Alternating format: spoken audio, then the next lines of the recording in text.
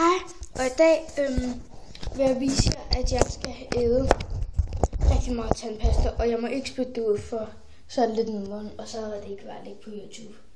Det er sådan noget Zendium her, og som I kan se, den er det smager faktisk meget godt. Prøv at se, den er fuldstændig buet op. Som I kan se her.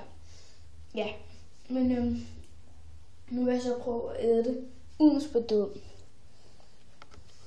Okay. 3 og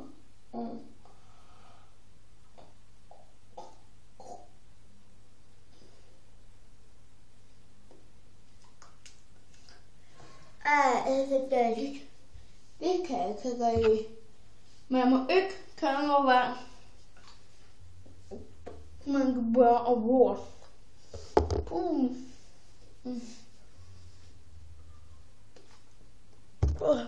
Og husk, hvis I kan lide vores videoer, så se efter bønsebanken.